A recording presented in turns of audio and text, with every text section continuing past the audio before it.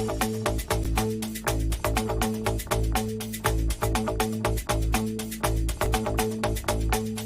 is the North End. This is the North End.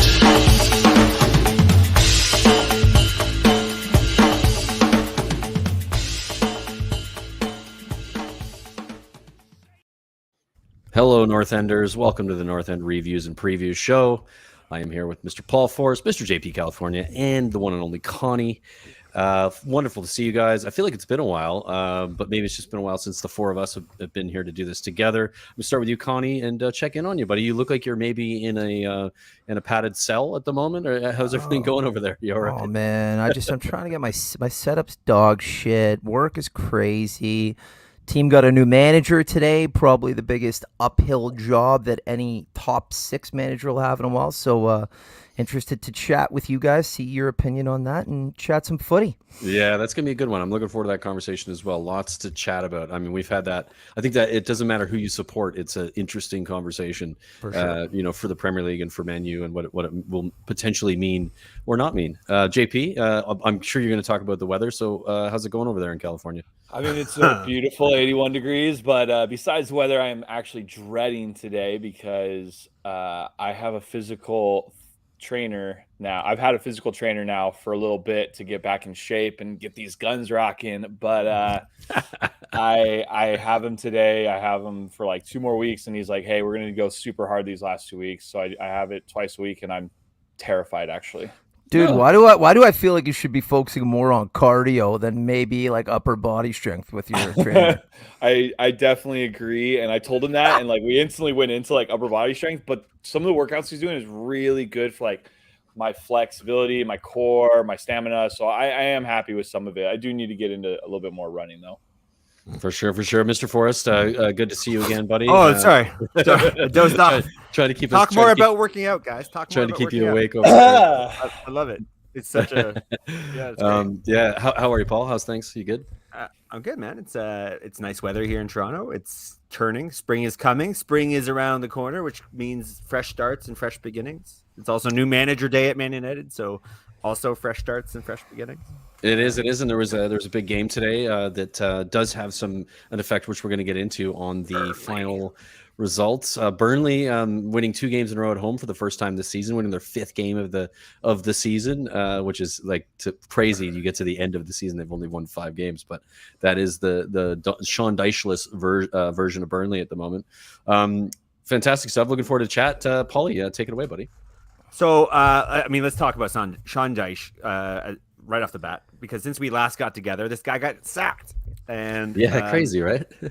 It's weird because he's the Ginger Mourinho, and you think he's going to be safe forever because he's like the DNA of whatever Burnley are. I think a lot of people were surprised by it because by no means are they out of the relegation race. They're still very much in it.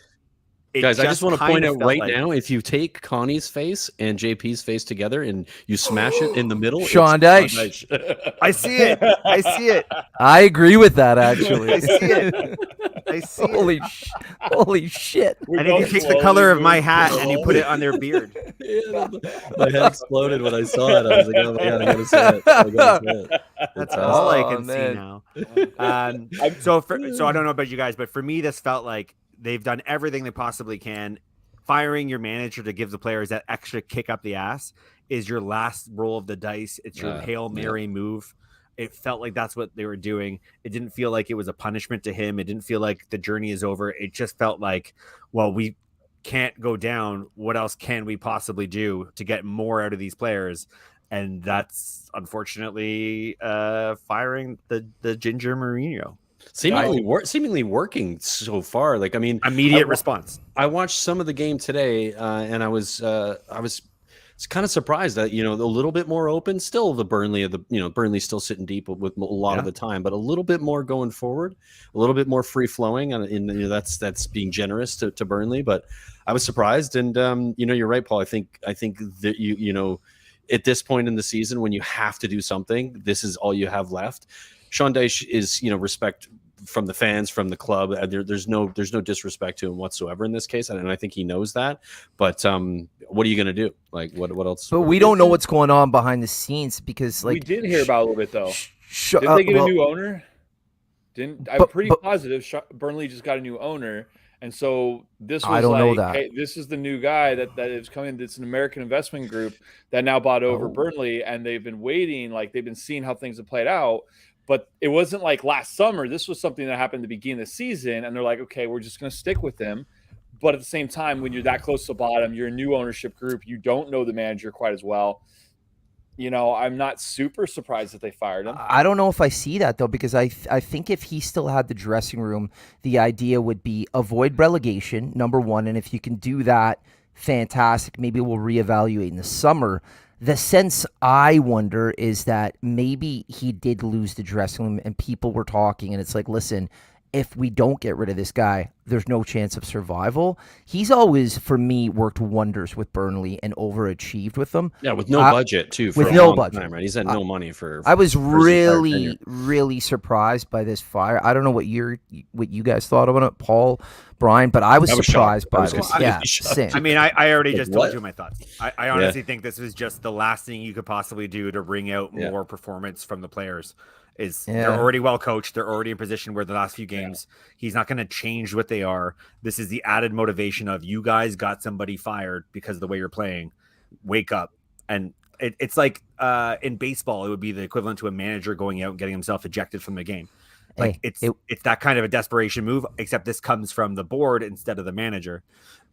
So let's check in more importantly with what this kind of looks like in terms of the relegation race, because this is very Burnley Everton head to head for the rest of the season. Everton on 29 points of the game in hand, Burnley on 28. But that schedule, if you can kind of microscopically see it there, it's very favorable to Burnley. Yeah, I mean, Everton have played Liverpool next and Chelsea right after that. And then Leicester. And I don't want to talk too much shit here, but like Burnley have got Aston Villa twice. In the form that they're in, that's not shit talking. I mean, they've been piss poor lately. I mean, I'm a little worried, but what are Aston Villa playing for? Game, like, what's their motivation? Like, there's teams there that are Everton are playing teams that are playing for stuff. We're not safe. You're safe. We're 36 points. They're 28. Yeah, we're not really safe, honestly. You just need to win like 2 games, and you'll be safe. Liverpool. If we lose those 2 games. Liverpool, Chelsea, Leicester, and Arsenal are 4 of those. Holy shit! I'm on the Brian Ireland train. Everton. I've been calling this since freaking February. I said it, man. It's Everton going down. I think they're gonna suffer. Like if you look at that run in, man, they're that's ugly. Sorry, that's ugly. I think Burnley win more games than Everton do, and I think game in hand means nothing when you've got Liverpool, Chelsea, Leicester in your next 3 games. You're not winning any of those games. I think the odds on Everton is literally they have 1 game where they might be leaders to win, and that's it. And that's the Watford game. Yeah, Watford, yeah. And Brentford, it might be Brentford for a draw, maybe. Brentford will be favored in that game. Maybe not because it's at home. At Brentford. Maybe not because it's at home. I think it's at. It comes down to so much of who are you playing against and what are they playing for as well. Like the team that is playing for something. The last game of the day, like Burnley hosting Newcastle. Newcastle are a better team than they have been all season, but Newcastle by then, like their season is done. Like what are they going out there to prove? Whereas Burnley may need to win that game, and motivation is. I mean, it's such an important factor of these matchups. So it's going to come down to the wire. It's going to be that Tottenham game against Burnley, despite it, you not expecting it to be a big game for both teams. It's a massive game, probably huge in a very big moment in the season at that time as well. So this should be a good one to watch. JP's leaving. He's had enough. Yeah, JP's. We talked about Aston Villa. JP's video is delayed. I think he's going to go turn off his alarm thing or something because he's. And Paul, I wish you would have said it was Burnley's last roll of the dice. That would have been perfect. I thought about it. Missed opportunity. I didn't. It just didn't seem appropriate because the man lost his job. Yeah, I like him. I like him too, but I think he'll be okay. Like he'll have another Premier League job soon. We've been accused of talking too much about Burnley, so we'll move on to what is starting to develop as an interesting story in the transfer window. The rumor mill is starting to churn out that Erling Haaland, Borussia Dortmund, is going to be signing with Manchester City. Not a huge investment in terms of a purchase because his buyout clause is pretty reasonable at 60 Yeah, or it's not 70. too much. 60, 70. For Man City, it's nothing, right? But don't reportedly, he will become one of the best paid players in the Premier League at something like 500,000 a week, some crazy number. I don't personally put a lot of stock into this rumor because it just feels like it came out of nowhere. It's not. It's kind of been everywhere though, Paul. It's been everywhere. Like not it's not being just reported by it's right. being Okay, reported by reporting everybody. the rumor. They're reporting the But rumor. where did it come from? Gotcha. Is Fair enough. where I'm like, because the reality is Manchester City do not tend to give unproven players huge sums of money. They're a pretty smart club when it comes to avoiding this kind of stuff. Yeah, and that's Haaland fair. is incredibly injury prone for a 21-year-old. Like he has missed significant amount of time to try to get in front of everybody by bringing in him and his agent, who's a poison piece of shit, and give him as much money. Doesn't as have that. a Man City transfer written all over it, kind of. I don't know about this guy. I couldn't and I respect everything you just said there, Paul. But I also respectfully disagree. I don't think this is City leaking this either. This is classic Raiola, and I do think the numbers are. He's leaking that information. City are great at keeping it indoors. But do you think I just said that City were releasing things? So that's not what I said. But yeah, I'm saying you're thinking like Fabrizio Romano reported a lot of this information, and he usually doesn't report it unless he's got a source. He's a credible source. He's not the only very respectful outlet reporting this information. No, I think I think this is real. Okay, are they interested in him? Sure, I'm sure they probably are. But the idea that he's going to become the best played player on Manchester City, some of the details seem a little sketchy, and I think that's fair. But do we not know when Raiola gets involved? You're not surprised by any of this stuff, though, right? Well, I legitimately am. I would be surprised if City did go for this particular player for that kind of money. I wouldn't be surprised if they went for him, but if they did give him this kind of money, I would be like, well, he's young, but he's got an injury record already at a young age. He's never played a kind of football that really fits into Pep Guardiola tiki-taka style.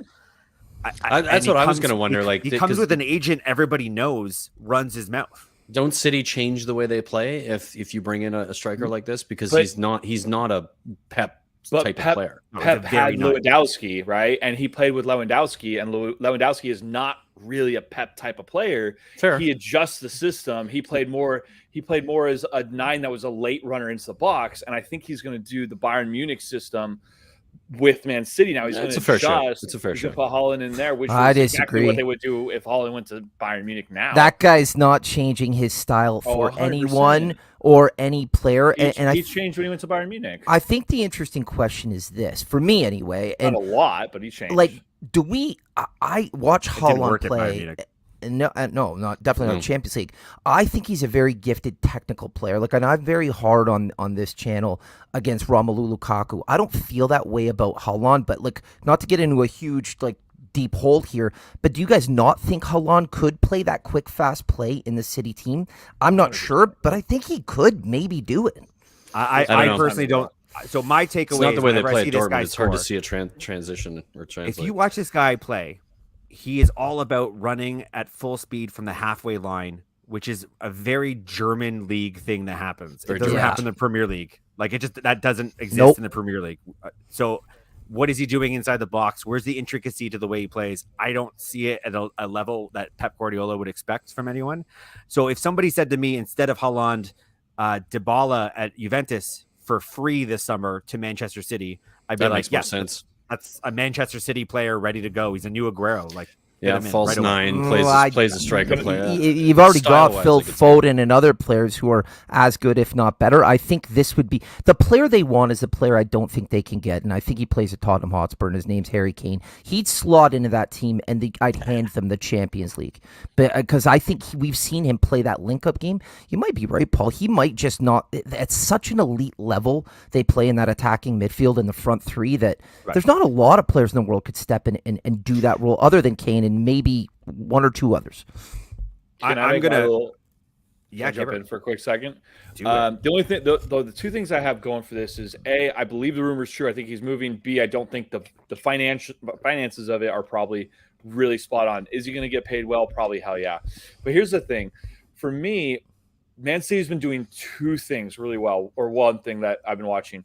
a lot of their recent buys are not older guys. They're not, 24, 25, 26, bar Jack Grealish. A lot of their recent buys have been a lot of young guys from Brazil, from Italy, from wherever, Rodri. 16, 17, 18, 19-year-olds that they're then loaning back out. They're doing this thing. So this is, again, another one of those young guys.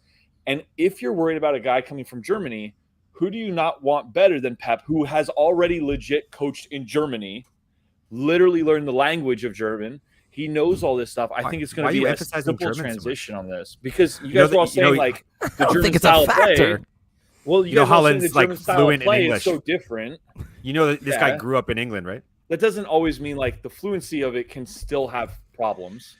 Right? There's still issues that could get lost in translation when it comes to practices. Right. I think I didn't understand any of that. All right, we're really fundamentally saying it doesn't seem like a good style fit to Pep Guardiola and Manchester City, but with the caveat, if they can get him in the doors without having to spend a record sum of money on his salary, then who wouldn't want him? He's a star player. Like he's going to be even bigger and better than he is now if he can stay healthy.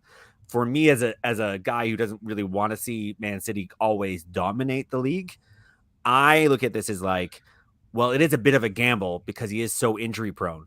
So if you bring him through the doors and those injuries constantly keep him out, does that gamble hurt any new direction for Man City a year or two from now, or when Pep is gone? You know what I mean?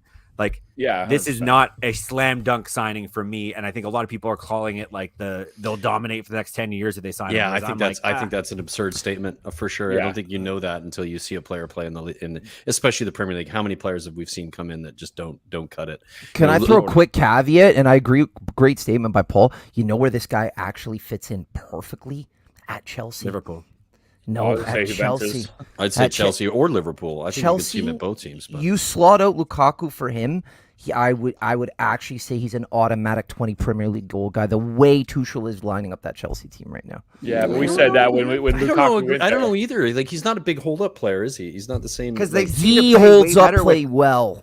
Well, here's my thing to that. We said that Chelsea play really well when Kai Havertz plays, and he's not a striker. He's a false nine. False nine. He's a false nine. So that system might actually be better with a false nine than a big boy striker, which is what we all thought they needed.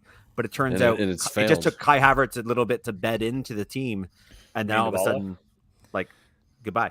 Dybala at Chelsea, maybe. Anyways, we're talking about Chelsea. But hold on. Before we finish, to your point, the best striker in the league knows how to drop into a false nine, Harry Kane. Maybe that's a different conversation for a different day. Is that classic number 9 even a thing needed for the elite teams anymore? Not today, but honestly, think about the best teams in Europe right now. They don't really have an out number 9. They don't. Yeah, it's true. Yeah, I agree. They don't play. That's 100% true. Yeah. Lewandowski is probably the only guy I could think of that playing a front three with interchanging and dropping deep and shifting around. Lewandowski still doesn't play like that target guy. Yeah, no, because he's too good on the ball. He would be amazing at Manchester City, and he, by the way, might be looking for a move. This summer is going to be wild summer. The news out of Manchester United today is the appointment, the official appointment of Erik Ten Hag. The reign of the baldy Dutch sexy guy is going to start. It's big news. It's been talked about for a long time. It's been about a month. Looks a little bit like Sean Dyche, this guy. Younger, much more handsome. Much more handsome. He's got that. I'm just seeing you guys looking like him again. I'm like, it's another Sean Dyche lookalike. Yeah. He's a Dutch Pep Guardiola with his style and baldness. I'm going to go straight to the source here and say, Dave Convery, how do you feel about this appointment as a Manchester United fan yourself? Yeah, I'm very excited about it for a number of different reasons. I do think he's the right fit for the role. I know there's talk about Pochettino and a number of other roles, but I think this has probably been the biggest kept secret, biggest joke of a secret in football. This announcement's been coming for about a month. He's the manager I would have chosen, so I'm excited about that. But I'm really excited about is how he went about it during the interview process. He had talks. He really pushed back and said, listen, I'm only coming on board. I'm not saying Mourinho style, I need the final decision, but I want to be involved in every single aspect when it comes to transfers and the team and the training and the fact that, from my understanding, Ralph Ragnick's going to be staying on. I think this isn't just about a new manager being appointed. I think this is a complete overhaul of a way the team is going to be run, especially from a scouting standpoint, coaching day to day. And I think the expectations and the culture of how players are treated and acted at Manchester United is going to change drastically. We've talked about it for months and even years on this channel. It's never been needed more than it's needed now, so I'm super excited. Do I think it's going to happen overnight? No, I think there's going to be a lot of work involved. I even look at this summer, we were talking about 7 to 10 players to bring in. What 7 or 10 are even available? It's going to take a couple of years, but I'm very excited about this appointment.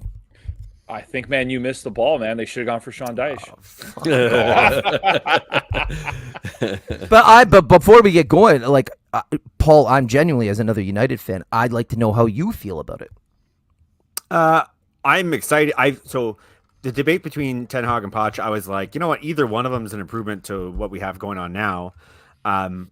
My soapbox rant is constantly, in North American sports, if a team is poorly assembled, if somebody uses draft picks incorrectly, if somebody signs somebody to a mega deal and you can't move them on, the GM is in front of the cameras and being blamed for those decisions, not the coach.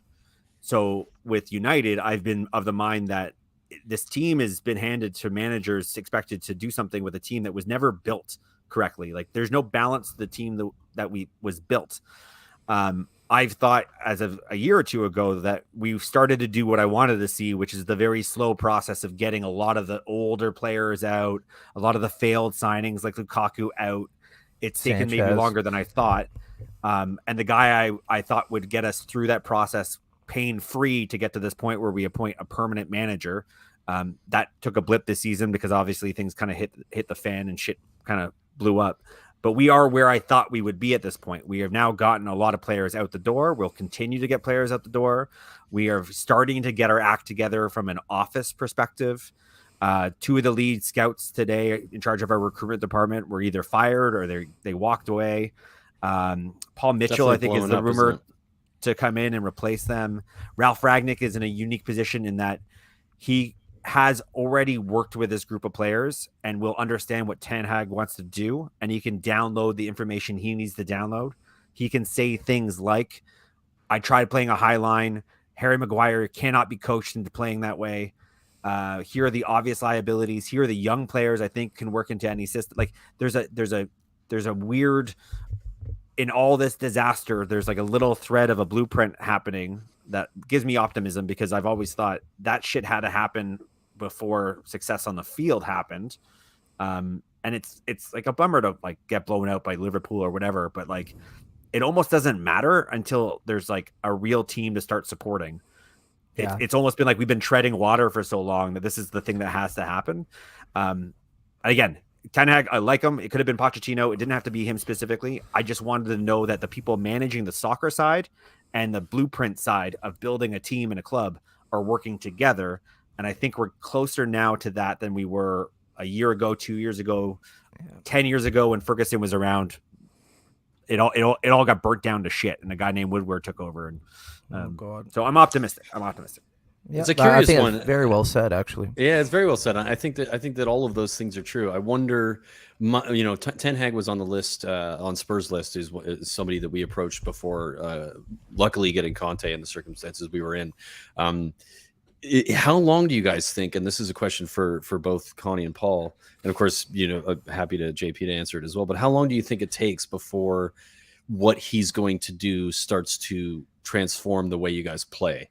I think you see managers come in. Some managers, it happens very quickly. Some managers, I feel like United, there's a lot that needs to be done. There's a lot that needs to be done with, obviously, like you spoke about, behind the scenes, but also the style of play, and then implementing that style of play and getting people playing that way and the players playing that way, and then bringing how many transfer windows, arguably you could use that as a measurement, does it take to get you guys competing for that top 4 again?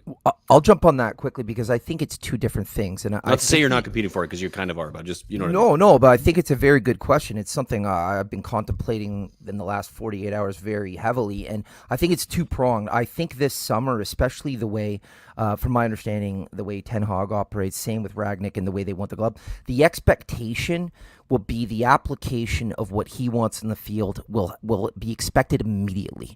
And I think that's the culture change that's going to happen. I think even when Ragnick came in as the interim, this was, and I'd love to hear Paul's, I think this was more of an evaluation period for him when he moves on to his next role. See, who do we have? I want to try to do this.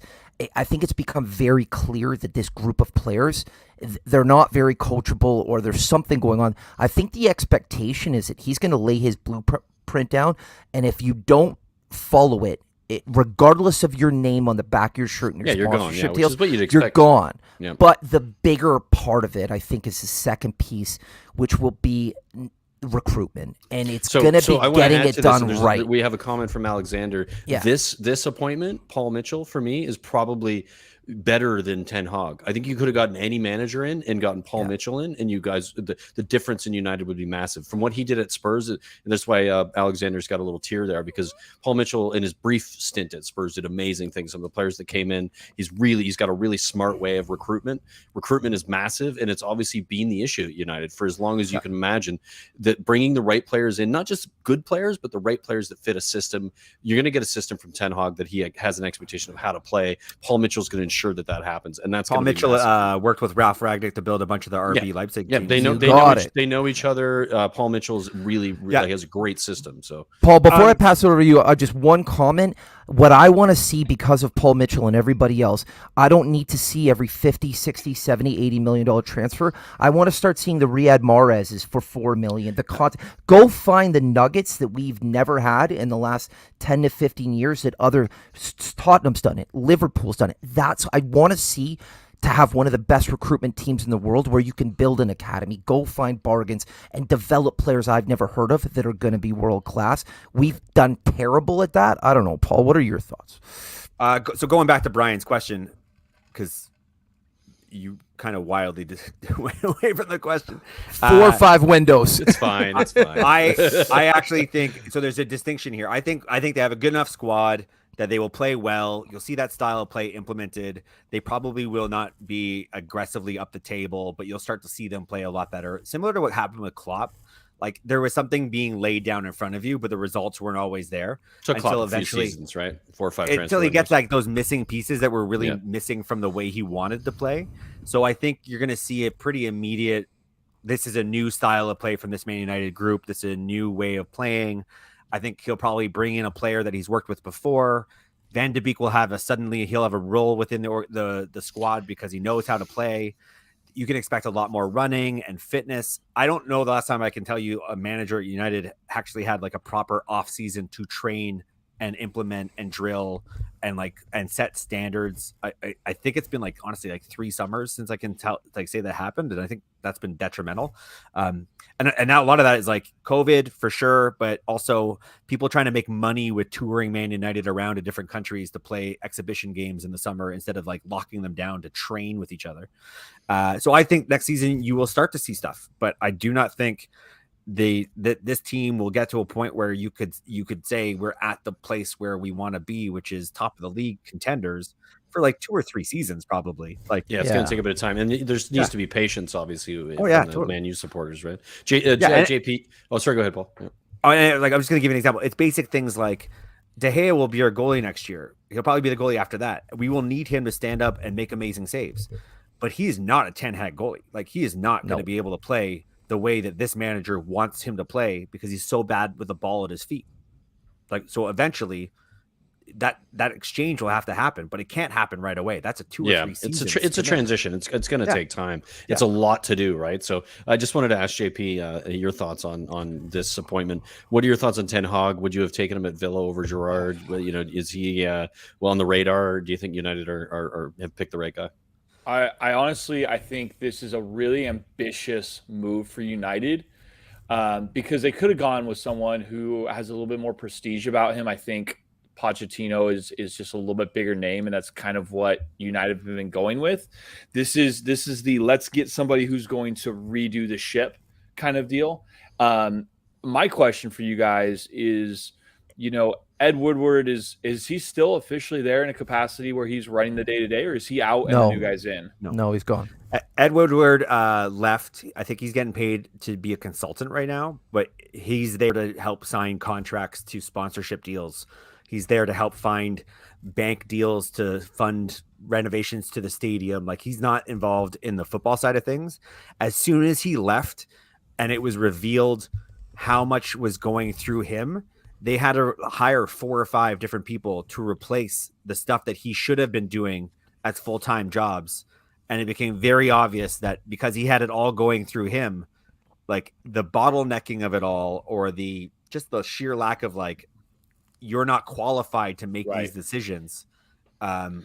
It's such a weird, like, you can make a movie about this. Like, this is like one of those Moneyball movies. I feel like you literally just hit the nail on the head with my question, which is, it seems like there's the playing team, then there's the coaching staff with the recruitment, and then there's the guys all above that are making like the final decisions. And those it's not that weird. It's not that weird. You got to remember, Manchester United's ownership team care about profit. They do. And if we're going to be the one fair thing you're going to say about Ed Woodward, he did an excellent job when it came to bringing on sponsors. He did a phenomenal job. And even, I think, from an ownership standpoint, when they signed players like Pogba and bringing back Ronaldo, guys, from a commercial standpoint, those are fantastic signings.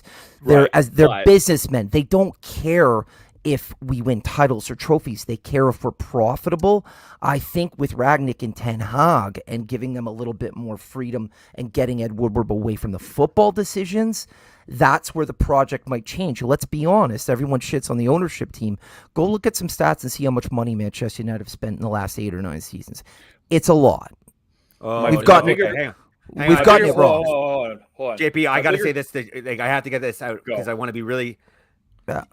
Everybody should shit on this ownership team, not for lack of spending. That's fine. That's okay. Whatever.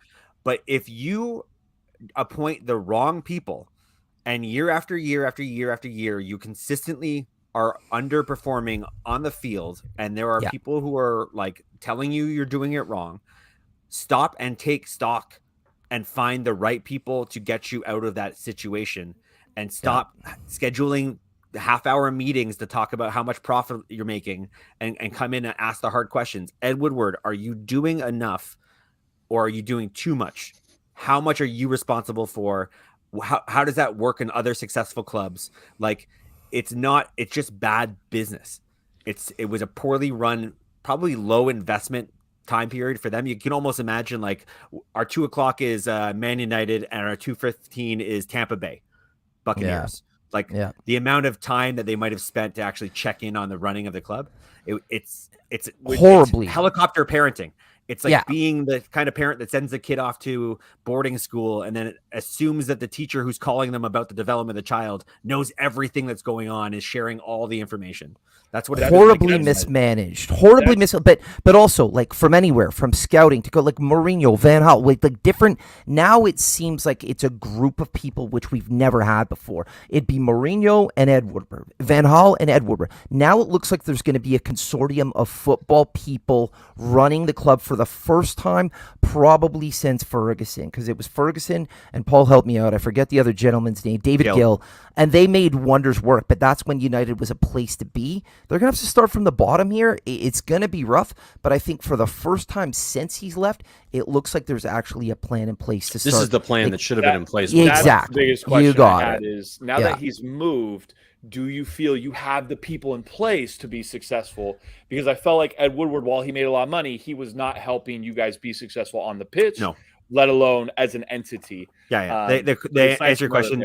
The answer is no, not yet. But it's happening. You're not 100% confident. Like Paul Gill, David Gill. David Gill, like, as an example, we don't have him yet. Like, he's not part of our organization yet. Like, we don't know who the new head of Paul Mitchell is. You mean Paul Mitchell? Sorry. Yeah. Like, we just started to fire the people. Like, as much as I'm talking about deadweight on the field, like the Juan Matas and the Phil Jones and stuff, the front office deadweight is also starting to get like churned and burned. Yeah. And there's conversations happening for the first time since I've heard about How do we use statistics? How are we analyzing people? Yeah. What's our sports science department doing? And Ralph Ragnick is coming up and he's talking about all this stuff publicly on the mic and saying things like, I don't know what Darren Fletcher's job is as technical director. I don't know what he does. And he's saying that to the camera. He's criticizing the medical department publicly. And he's paid to do that in some capacity, not as a manager, but as the new 2-year advisor, consultancy, consigliere. So it's wild. It's a foundation to a movie. A caveat I will throw in this, so too, especially from a recruitment standpoint, and you guys all know this, but just a reminder, you have to remember we play in again, minus the Roman Abramovich stuff, we play in a league, when I say we, Manchester United, Manchester City, Chelsea, now Newcastle, where there's teams with a lot of money, and United is not PSG or Man City. There will be a budget that will still need to be managed, and we talk about how well Liverpool handled recruitment for that 3-4 year period. United are going to have to get it right, and it's not going to be easy. And if you look at this summer, there's not 6 or 7 or 8 wonderful fixes just to bring in. It's going to take some time, but to your original question, JP, I think the right people ideally are in place to start from the bottom. Awesome. Yeah, that's it for you guys. We'll see. There's one more thing we can talk about, but for the interest of time, we're going to skip it. It's also a bit of a downer conversation that this one. People Harry Maguire shouldn't get bomb scares. Yeah, it's terrible. Terrible. Awful Pretty stuff. disgusting. Yeah. Disgusting. So there was some football played. We're going to quickly go through the score. Some of the stuff. I got to start off with the painful ones, and then we can get into the positive ones. Brighton. Yeah. Difficult result. Difficult result. A bit of a blip, I think. There's a lot of circumstances and factors that went into this performance. Harry Kane going to watch the final round of the Masters. Conte getting COVID was not on the training pitch for about 3 days. Seemingly a bunch of players who are not up for it, and difficult because it's not something that we should be doing at this point in the league. So very frustrating. I do think it's a blip. I don't think that's going to be something we need to worry about for the rest of the. Don't get me wrong. I think Brentford's a difficult game. It's going to be a away game at the weekends, be hard, which we'll get into, but. I'm confident that this was, it's just one of those games that you're going to have in a run of games. We had won 7 in a row or something like that previous to that. So, not a huge thing. Brighton we'd also played them 2 times in the last month and a half. Really knew exactly what to do. So their response to, tactically speaking, to Conte was spot on and nailed it and made it very difficult for us. They're a good team. When they're well coached, they're a good team. Yep. They finally have a few of their scoring boots on, apparently. Well, I mean, 1-0. I think you call it a one-off, yeah. So top 4 race, that's a point dropped, which brings us to Man United against Norwich, bottom of the league Norwich. And somehow Man United managed not to blow a 2-0 lead. And eventually, thanks to a Cristiano Ronaldo free kick, and I don't know what he's doing taking free kicks, because seriously, he's terrible at them. He's so bad. But not that day. No. They do win 3-2 thanks to a Cristiano Ronaldo hat trick, which is a pretty awesome. To find out information that comes out later. At this point, what we certainly know is that his wife was very, very pregnant, possibly already starting to get into having a baby mode. He was in the midst of something pretty huge. Labor. Yeah. So yeah, I mean, the best example of United season though, this microcosm of take the wins and the drama while you can, but honestly, to blow a 2-0 lead against Norwich, especially the way they did it, the Pukki is their only dangerous goal scorer and just walked in on the United defense twice. Good goals, but terrible defending and marking, and it was awful. It was Spurs 2.0. It's Ronaldo 3, the other team 2, and it's him taking the team on his back. And again against Norwich, sure they got the 3 points. This was embarrassing defensive. I don't want to spend more time on United. But, it was a great day to see something from a great player, but it was an embarrassing day to be a United fan for every other equation. Yeah. No, but without losing hope here, that was Cristiano Ronaldo's second hat trick in a row. Crazy. Yeah, which is pretty impressive. Yeah. That's How often do you The see question that in is Premier well, League? whether his headspace will be there for the rest of the run. and I think everyone on this channel and everyone knows, like, and Brian, you've been good about it, even Eugene. That's it's not Cristiano fast forward. Ronaldo, right? Yeah, like that's not fast forward. Okay. No, I'm saying, but he's one of like 3 players in the last 10 years where when he does it, you're like, I'm not really surprised it's Ronaldo. Yeah. But also when he misses the net, I'm not surprised. Southampton also take points off Arsenal, who are also in this supposed race for top 4 on a day that felt like nobody really wanted this top 4 thing to happen. Little do we know what would happen after that, but it was a wild day for the top 4 race. It was a really fun, unexpected like turn of events, but will it mean anything ultimately at the end of the season? We'll find out, because again, we'll get to a scoreline that I think surprised everybody. Watford did continue to suck. That's not going to change, and Brentford continued to be much better. Rolling on, much better since Eriksson caught in that door. Yeah. Like, what a difference I love he's it. I love seeing the value that one player can bring to a club, because it reminds everybody that things change. They can change so quick. One player, 2 players. Look at what happened with Newcastle. Yeah. Look at what happened with Brentford. Not that long ago, look what happened to Man United when we brought in Bruno. Like, things can change. It's not always as difficult as what people make it out to be to change the fate of a soccer club or a football club. Newcastle, the aforementioned Newcastle, also win 2-1 against Leicester. So frustrated, JP. I'm so fucking pissed. I waited 40 minutes to drop a fuck word. Fuck you, Newcastle. Why are you so bad, JP? Why? Yeah, I don't get that. Why? I wanted Newcastle to go down so bad, and then to find out they get bought out by this richer than God himself entity that is going to just funnel hundreds of billions of dollars into this club. Yeah. God damn it. I hate it. Where did your hate from Newcastle come from? Or is that a Villa thing? My love for parody. And this is you're not going to get that in football anymore. Yeah, he's not happy that they're a new money club. I don't want to put salt in the wounds, but new signing that they would never have been able to sign outside of having the new ownership. Bruno Guimaraes with both goals. Look good. He's unbelievable. I would say that. He's been pretty inconsistent since he's coming. This was a good game. He plays on Newcastle. Honestly, Bright, watch him once they get some other players around him. Yeah, he's going to be elite. Oh yeah, very good. Burnley nick a point, and then Huge Sean point. Dyche gets fired. A point against West Ham. Like, I thought that was a good result for them. I didn't think this was a terrible turn of events, particularly since I've not seen an injury where it was clear something so bad happened to somebody's ankle. A dislocated ankle happened on the field, and it was one of those ones where the guy who did it, and he was almost crying because he must have seen how bad it was. It was such a wildly emotional like turn of events. Like, I don't know. I was left kind of stunned about the whole thing. And for it to end as a draw and a much needed point for Burnley, who were the team that lost the player. But God damn it, like, a dislocated ankle. I've never seen it before in real life, and it can only be gross. But also, we haven't even mentioned they missed a penalty. They could have gone up 2-0. Yeah. Something to mention too is that this West Ham side, obviously doing really well in Europe. They've had a good result against Lyon midweek, but suffering at the weekends, which is sort of what I think most of us would have expected when in Europe, and a team with the depth of squad or lack of depth of squad that they have struggled on the weekends in the Premier League, and has basically put them out of the top 4 race, arguably. I mean, obviously, I think statistically they're still able to get in there. Or there's possibilities there, but that focus on Europa League has taken them away from it. But it's genuinely like clockwork now. We talk about on this channel constantly. Guys, we literally see it every year. That team who's fighting for top 4, and they're in Europa. We literally see this at the end of the season. Thursday, Sunday is brutal. Automatic. Yeah. That run-in at the end of the year, they always run out of gas, and it makes sense, catches up with you.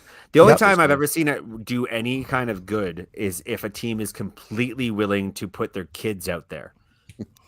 Just like, I think Harry Kane did this when Tottenham were in the Europa once upon a time, where it's like Kane, nobody knew about him. He started scoring regularly in Europa League, and then he started making it to the Premier League bench, and then he started like showing his wear.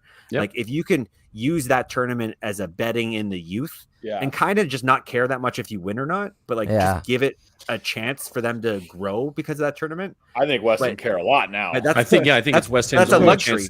It's West Ham's only chance to get back into Europe next season. No, but like what I've just described, is a complete luxury to like a team. Oh, That's yeah, like, for sure. well, we're kind of slumming it. With West Ham, it's like, well, no, we need to like Yeah, win any it, trophy it's right now. it's a team that gets Europe pretty constantly, that they can put in the youth players Yeah. more and Yeah. more.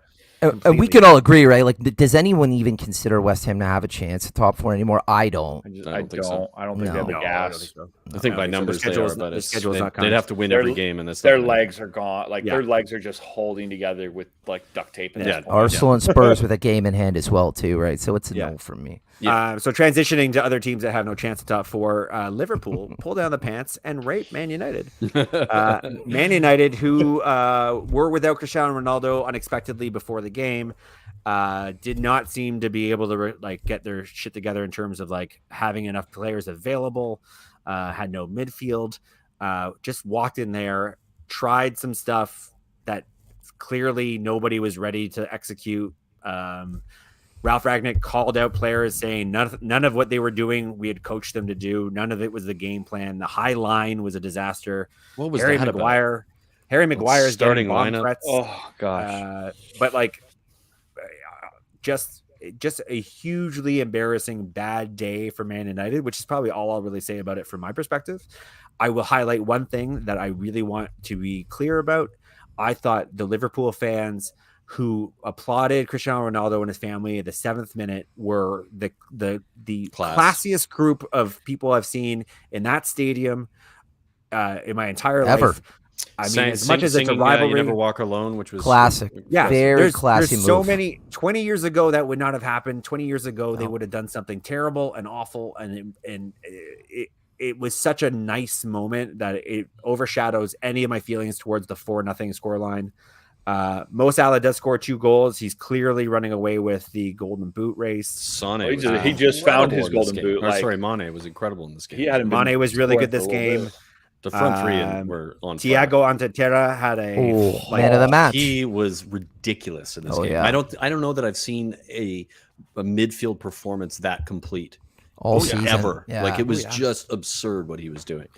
Absurd. It was like unreal. I couldn't believe it. I was like, holy crap. 98% completion rate. Yeah, and not even just 98%. the high completion rate. It was the what passes were made, like where they went and what they meant to the build up play. masterclass. They Unbelievable. they made United look like a championship team, and you know what? Hats off to Liverpool. They were phenomenal. Yeah. Again, a lot of questions about United's effort and tax, but you know what? At some points, you just have to applaud a brilliant performance by a team, and that's what it was. Yeah, and it's really less about Man. Like, I mean, let's be honest. It's less about 4-0 against Man United. Yeah. It's less about Man United. This is really more about like, okay, well, they needed to win. They went off. They won, and they put pressure on Manchester City, who played For the sure. next day. Which brings us to the next day and some shocking results. I'll be honest. Arsenal 4, Chelsea 2 was a shocker to me. It throws the math off in terms It's of a how I shocker was unless you look predicting- at Chelsea's starting lineup. think What was so? he? What was he doing? Look at the Everyone says that, Brian, but what was your issue with Chelsea's starting lineup? I heard this all online. None of it was what they have done recently to be good. They playing Lukaku. Lukaku has not played, has been not started in weeks. Not playing a false 9. They have not done that in weeks.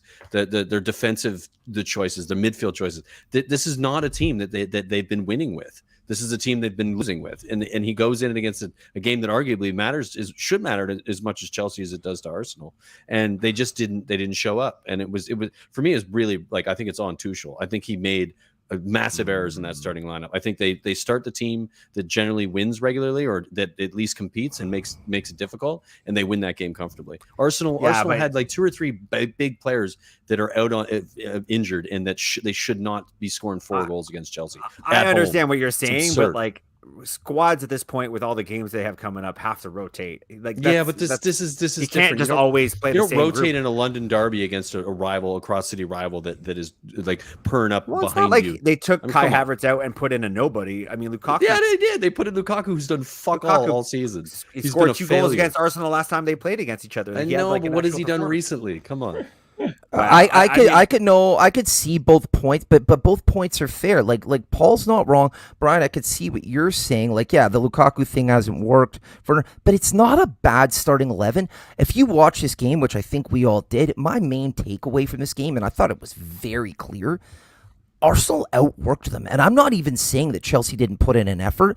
I've never seen the Arsenal team this season be so diligent and so focused. They were phenomenal. And it's kind of like the Liverpool against United thing. I think this needs to be less about Chelsea and more of a very well played Arsenal situation. I thought they were great, like to a man. The effort. Yeah, I did not think they were capable. Fast from them. Yeah. Exactly. I'm very nervous about the weekend. Arsenal's play was super fast. Every time they got into like the Chelsea's final third, like every time they got into the final third, everything was fast. Like nothing slowed down. And if it wasn't going to work, you reset it quickly. Everybody found their spots real fast. It was just an Arsenal that's like, it looked like the best form of Arsenal. And it's not like, I mean, I agree Chelsea had a very strange lineup, but I don't even think that Chelsea lineup played bad. Me neither. We argue about the PK, defensively they were garbage. Like Christensen did not show up. Sarr he did when he gave away the ball. Yeah, but you know that's what I mean. Like it's just James was the only player in that back three, arguably, if they're playing a three. You got Azpilicueta, who had a absolutely terrible game. Loftus-Cheek, how often has he played this season? I mean, it playing in the center of the mid. I mean, come on. His statistics are unreal good though, by the way. I know they are, but he hasn't played. I'm just saying you're setting up a team here to go up against a rival in a big game, and it just seemed way off to me. I think he had played the previous game, and he had played really well. So, I'm not shocked. I'm going to defend Brian here. There's a lot of people saying what Brian's saying. There's a lot of people saying he got this lineup wrong. Chelsea fans who know their shit who were like, this is a fucked up setup. I don't know what he was thinking. But hold on quickly, Brian. But if you lined up like with Thiago Silva and had Havertz in the false nine, do you think it's a different game? I honestly think whatever team they put out, Arsenal were up for it like fucking crazy, man. They outworked them and outplayed them in every scenario. I was insanely impressed by them. I didn't think they could get to this level this season. I really didn't.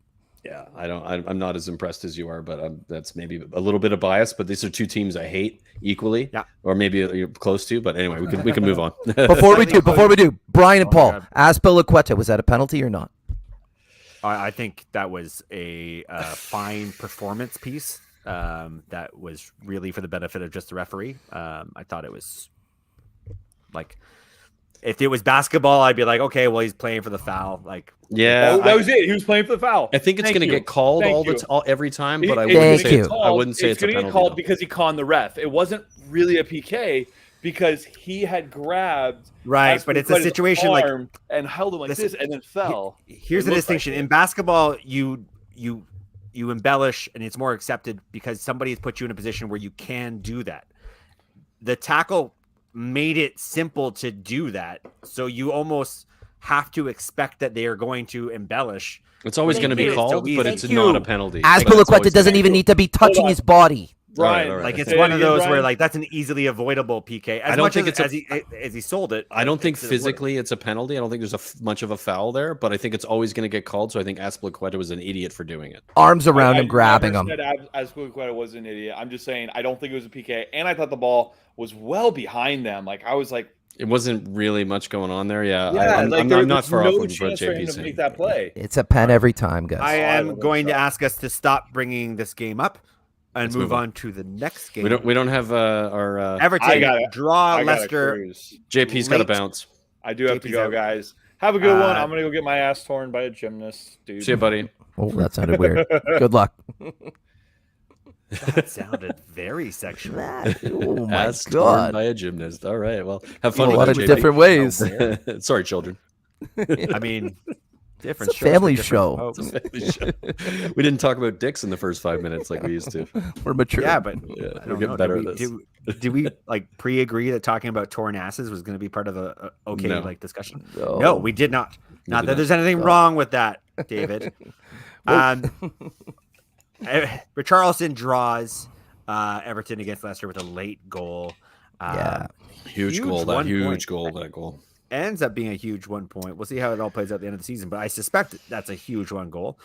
Newcastle put Crystal Palace to the sword 1-0, and then Manchester City needing to win against Brighton come out and they comfortably do so. Comfortable 3-0, yeah. But to be fair to Brighton, and of course you're coming up against a Man City side, you're rarely going to get into a scenario where you're going to beat them. But they did play well. Like the first half, they held them. They were doing to them what they did to Spurs, but City had enough, and to get over the line and knew what it meant. I think from an effort perspective, and it was comfortable in the end. Just so good. Yeah, Just annoyingly good. They're just so good. There's talk that, not to segue into transfers again, but there's talk of yet another center back potentially going to Manchester City, and I don't know. It's the kid from Ajax that Man United are being attached to as well. Timber. Oh, yeah, he is more of a Pep because he's a smaller guy, but he's really good on the ball. My point is, like, how many guys do they need? It's just nonstop. It's going to keep doing it until they Jones, Laporte, Diaz, Ake. Like, they need more. They haven't had any injuries in that position. There's nothing holding them back, as far as I know. They're still stocked for 3 years with the guys they have now. Yeah, and that's why I hope he doesn't do it. Like, because how many times have we seen guys sign for City and they literally don't get a sniff? But honestly, like 17 other teams could sign him and he'd play. Do you know what we didn't talk about? And I meant to bring this up because I thought it was hilarious. Fernandinho is leaving Manchester City. Pep Guardiola found out when he was asked about it before or after a game, and it had already been made official, but Pep was not told because it was official through the player's own channels. And then his reaction was, he's what? No. He's too important. He's what? No, he is. No, come on. It was wild. Do you see Fernandinho's tweet right after that saying, I think I was misquoted and, I'll talk with City and all my loyalties there. I think Pep grabbed him and was like, dude, what the fuck are you doing? What is happening here? Yeah. We don't do that here. Yeah, that was funny. Seriously. You should know better. Also, I miss you and bye-bye. Burnley today. Burnley show Huge. Up. Yeah. Very Burnley win. Could have been more than 2-0 with a lot of the action that was happening in the box, just attacking the ball. But it is a 2-0 win over Southampton. There's a player I want to talk to you guys about because we haven't really talked about him too much. And it's more of a start of a bigger conversation. But Tarkowski for Burnley is a free agent this summer. And he is one of the best center backs in the Premier League on a team where you would easily not notice it, because it's Burnley, and you take it for granted how they all collectively defend so well. They all collectively park the bus, but he's so good. I disagree in a sense, and what I'm disagreeing with is I do think his name comes up more than people realize. I don't think he gets enough attention because he plays for Burnley. Like, he's statistically one of the best center backs. Yeah, that's also keep in mind that he plays for Burnley, so they're defending 90% of the time. So statistically speaking, those numbers are going to be pretty stacked. He's good, man. Don't get me wrong. I'm not saying he's not good. I think he's a great player. I just think padded stats, right? Like when a goalkeeper has 40 shots a game instead of a goalkeeper gets 10, the stats can trick you a little bit when it comes to what he looks like. But does anybody here he's very good. He's a very good player. Does anybody here think he's good enough to like hop into the lineup of a top 6 team? Oh yeah, I think so. Maybe, I think so with the top 6 team with the right setup and the right coaching. Do you know why I say that? Because he's good at playing the ball. Like, he's a bigger guy, but he's good at reading the game, but he can play the ball. And, Brian, do me a favor. I think you guys play them, like, in one of the final games. Yeah, watch like third to last, I think. I've watched them, but I'll keep an eye on him for sure. Great in the box. Good. Like, I like him. I'd like to see him in a team that does move the ball quickly to know for sure. But, yeah, I think, like, he could probably slide into one of the top 6 teams, even if he's not a bang-on starter. Definitely useful. I would take him over Harry Maguire. There you go. I was just going to say, I'd take him over Harry Maguire. Not saying much lately. That's a pretty easy one. I'll say it. Yeah. We have some games to really quickly bang through. A huge game for the top 4. Arsenal are going to host Manchester United. Cristiano Ronaldo, after a period of sad mourning, story, is back in training. So he's possibly going to be coming back to play against Arsenal. I really hope his teammates see that and don't make it a nothing game for him, like a no point showing up game. Get motivated, right? Yeah. Get fucking motivated. If that doesn't motivate you, I don't know what does. I don't think you can get motivated beyond the fact that they do not have a midfield. Paul Pogba is probably injured.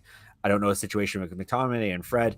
If we don't win this game because we don't have a midfield, fine. But I want to see some people fucking running for each other. Interesting game, this one. It's the first one of the sort of top 4 race games, early morning. Could set a precedent for what happens for the rest of the weekend. I'll say this. I'll make one comment about this game. 1 and 1 only.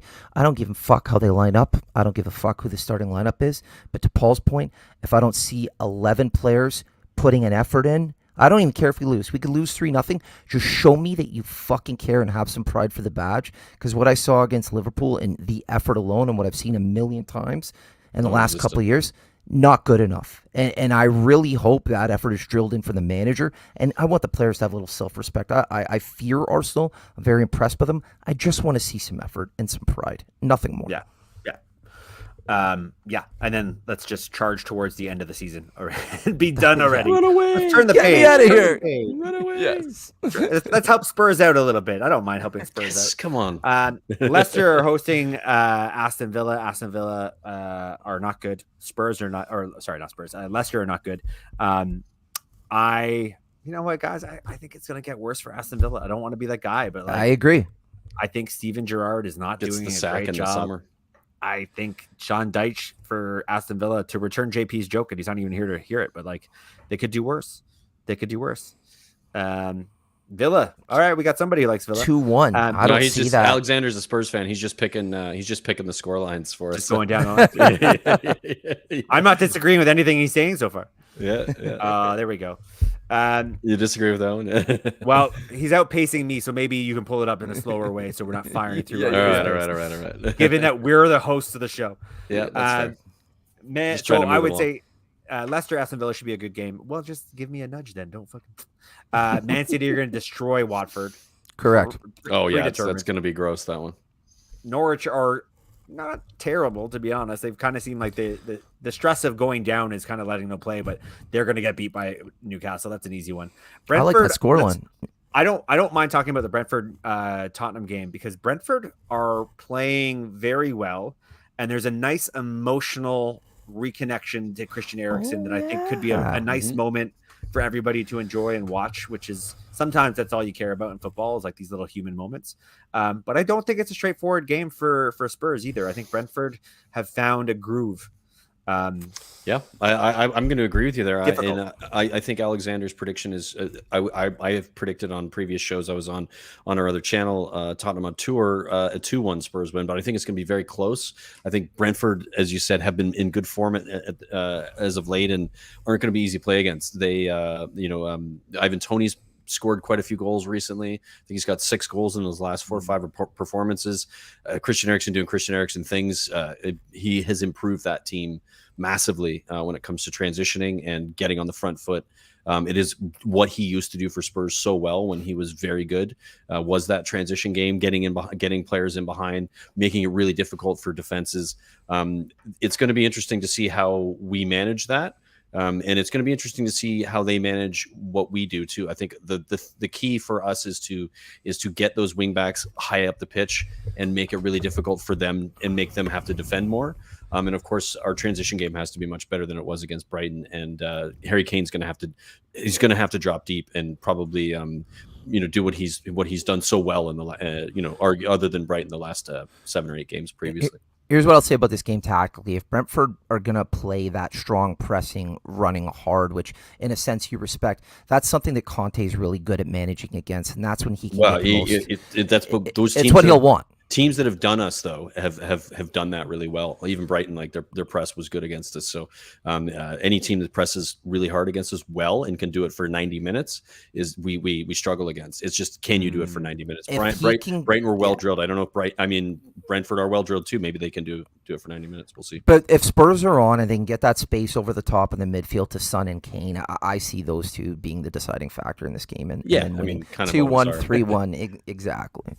Kind but of I am excited to watch this to see how much you Brentford can put up. You rely on your best You players, have right? to. You have to. It's the nature of football, right? So some floating rumors of Ivan Toney returning to Newcastle, the team that sold him for next to nothing, and now that all of a sudden they have all the money in the world and he's scoring goals in the Premier League. I don't know how much I feel about that, but see him play. I'd like to see him stay at Brentford. Soft spot for them a little bit for what they've done. He's not good for them. He's a bit of a dick. Like the way he talks about his own club. I know what he's done. An asshole. Pitch, so yeah, we've seen the video. I honestly think Newcastle will be throwing a bunch of money at a no offense to Ivan Toney, but a bigger name and better striker this summer than him. We'll see if they can get him. Yep. Or why stop at one? Brighton gonna host Southampton. Let's all just skip past that one. Yep. Burnley in a must win. I think almost want to call it a must win against Wolves because Wolves can be beat. Wolves have not been playing great lately. Fallen off the last bit of the season, haven't they? They've had some injuries. Ruben Neves has not been available for a few games. It's not a good matchup for Wolves, I don't think, given how big and strong in the box Burnley are. Wolves are a little bit susceptible to that, I think. Burnley a lot to play for here too. This is and Burnley are the motivated team and they're hosting. So I think a draw or even a result for Burnley could be expected from this one. And I legitimately, as you guys know, I like Wolves. That's not me. Matinho injured as well, though. Do we know the status of Matinho and Neves? Because if they're playing, the midfield is just completely different, right? Yeah, they're missing a lot. Yeah. I don't know if they're both going to be injured for this game because they've had some time off, but I haven't heard that they're available yet. Leads us to Chelsea, who are going to be reeling still from the loss to Arsenal, are staying in town. They're sticking to London, and they're going to go check on West Ham, who I'm sure would like to pile on the pain to Chelsea. This will be an interesting game. It's an interesting one. Another one that will have ramifications for top four. Yeah. For arguably that third place position that Chelsea, despite them, you'd think that it's comfortable, but if they have lost quite a few games at home. I think they lost their last 4 at home in a row, which is really bad for Chelsea. This is at home against a rival in West Ham. West Ham just haven't been playing that well, and I think that's where Chelsea probably have enough. But this won't be an easy one for Chelsea. This is gonna be a difficult game for them. Things have gotten shady ever since that Russia gate. Yeah, it's part of it. It's part of it for sure. Yeah. Bri, do you see Tuchel looking at this game saying, you know what, this is a London derby? Do you think he's going to say, you know what, I'm going with what's been working? He's going to have to. He's going to get that lineup right.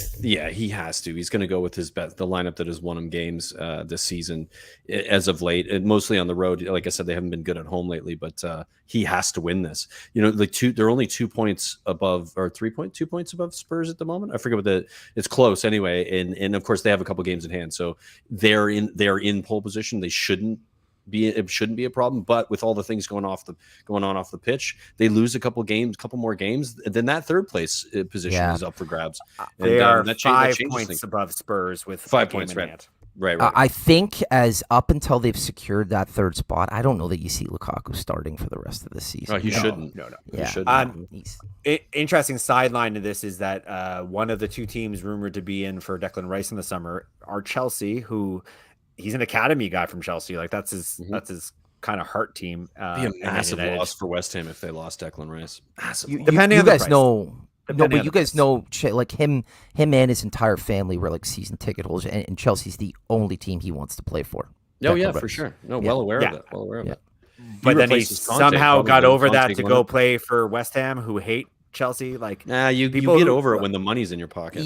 Well, no, but if he's gonna make a his big move, I think he only wants Chelsea. And you got to stay in London for it as well. Yeah, too, so. Exactly. And what I'm saying is that Chelsea can't buy him for big money because they don't have an owner that's willing to do that anymore. Yeah. He's not going to just stay at West Ham.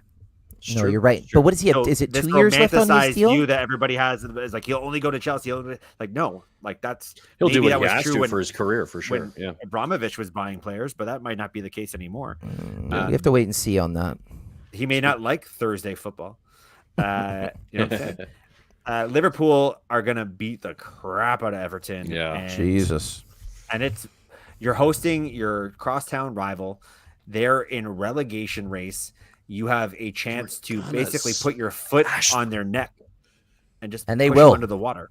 And obviously going to respond to what Man City have done against Watford, which is absolutely smash them. So they're it's just going to be absolute pillaging against Everton. That game. Yeah. It's not going to be good. Do either of them have like a tough game? Like, do either of them have like a Spurs or a Chelsea, or is it fairly straightforward? And when I say I don't know, man. Why don't you look it up when we get to the next game? I'm gonna do that. Like City or Liverpool. Liverpool have Spurs in like 2 weeks. Oh shit! He said tough game.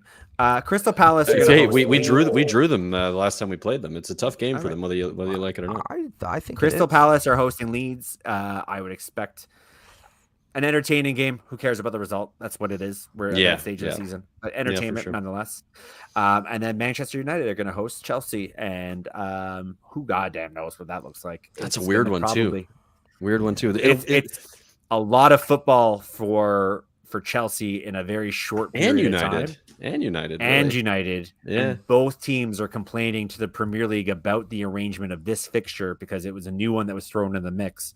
Yeah. And a lot of people are not happy about it. I don't know that there's an ideal time with this much season left to play. It's not like either team are still like that busy in European competition, but it's, it gets me one game closer to the end of the season, so I don't mind. Yeah, that's all you guys are looking forward to, right? End it. Well, and you know what?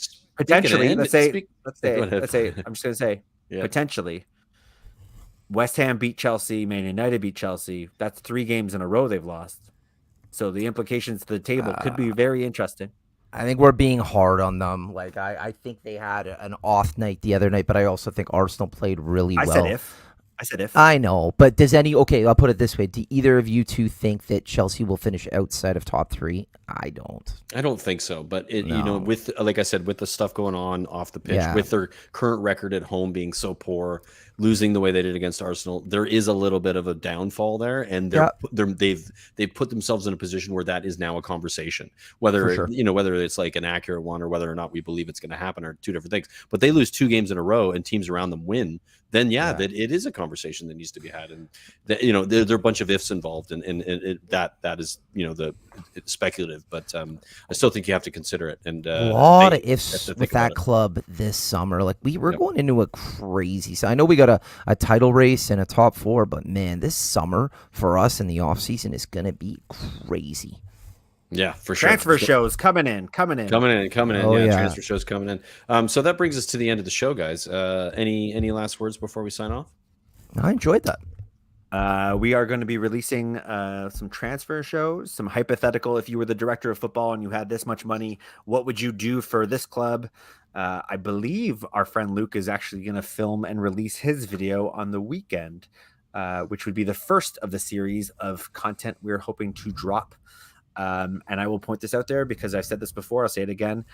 We were hoping to do this for every club if we can. It's a lot of videos. It's a lot of content. All we're really missing is the people to participate in the game, and then we'll do the rest. So Crystal Palace, we know some of you guys are Crystal Palace fans. Some of you guys are Leicester fans. Some of you guys are Wolves fans. If you want to play the game, reach out to us. We'll help you do it.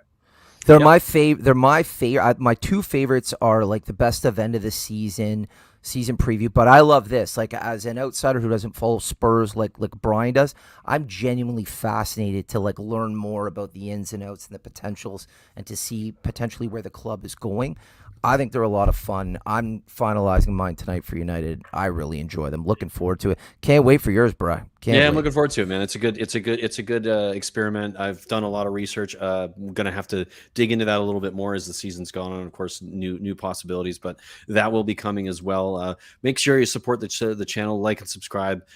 We've got a bunch more content. Obviously, the 5 things from you guys and from Spurs and from Villa, from Luke and JP. Keeping those coming as Zaz from Liverpool. Lots of content coming, and looking forward to the next one. Looking forward to the weekend, boys, and we'll see you guys soon. Peace. Peace.